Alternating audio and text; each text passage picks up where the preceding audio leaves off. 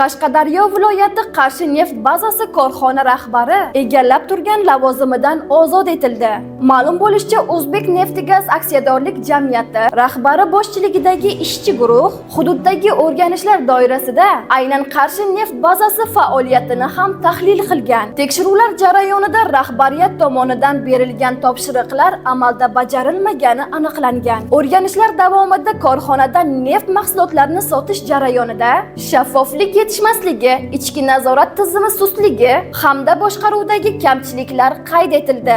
Natijada mazkur neft bazasi 2025-yilni moliyaviy zarar bilan yakunlagan. Avvalroq 8-yanvar kuni kompaniyaning markaziy ofisida barcha neft bazalari rahbarlari ishtirokida yig'ilish bo'lib o'tgan va bunda bir qator muhim vazifalar belgilab berilgan edi. Biroq Qarshi neft bazasida bu topshiriqlarning ijrosi ta'minlanmagani ma'lum bo'ldi. Shuningdek, mahsulot zichligi noto'g'ri qo'llanilgan holatlar aniqlanib, bu iste'molchilarga moddiy zarar yetkazgani ma'lum qilindi. Aniqlangan holatlar sabab Qarshi neft bazasi rahbariga nisbatan intizomiy choralar ko'rilib, u lavozimidan ozod etildi. Siz bilan Qashqadaryo tezkor 24 bo'ldi. Biz bilan voqealar markazida qoling.